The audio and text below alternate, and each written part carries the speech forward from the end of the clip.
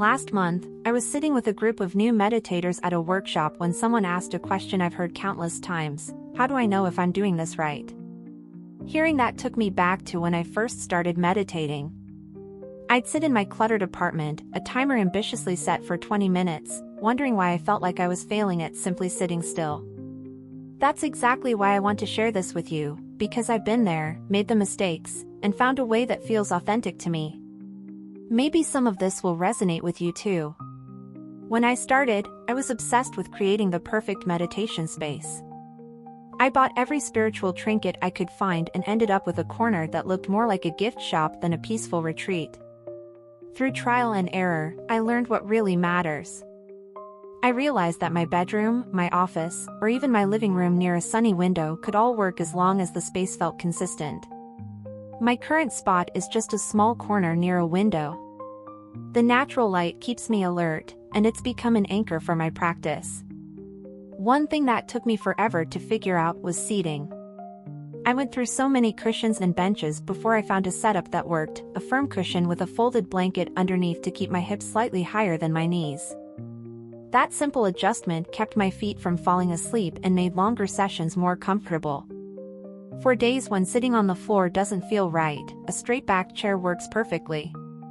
The trick is finding a position that's comfortable enough to sit in without fidgeting, so you can focus on what really matters. Temperature and noise were other hurdles I stumbled over. I'd get distracted if the room was too warm or too cold, so I started keeping a light blanket nearby and opening a window when the weather was nice. And let me tell you, living in a busy urban area taught me how to handle noise. Instead of fighting against the hum of my refrigerator or the sound of traffic, I learned to include them in my practice. Some days, I'll use a white noise app, but most of the time, I let the city sounds be part of the moment. One of the biggest shifts for me came when a teacher said, "The perfect posture is the one you can maintain." That changed everything. I'd been forcing myself into uncomfortable positions because I thought that's what real meditators did.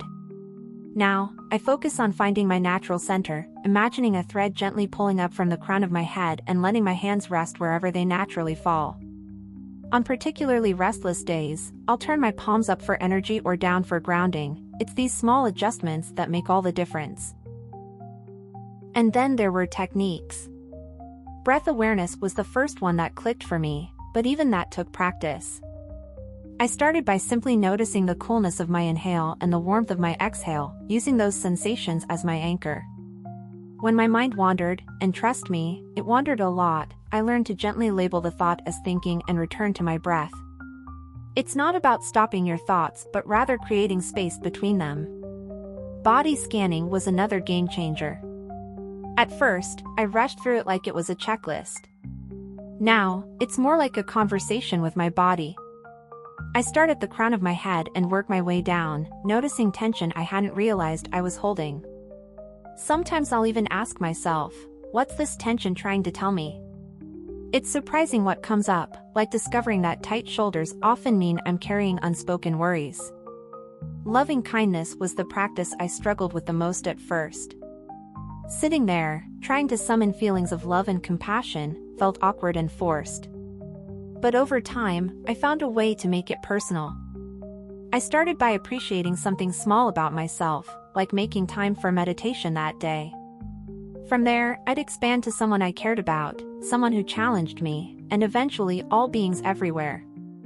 Directing kindness to my future self, reminding myself to handle tomorrow's challenges with grace, became one of the most powerful parts of the practice.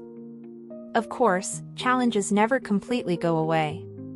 My mind still wanders, and sometimes physical discomfort sneaks in. But I've learned to approach these moments with curiosity rather than frustration. If my mind drifts to planning or replaying memories, I notice the pattern and gently guide it back.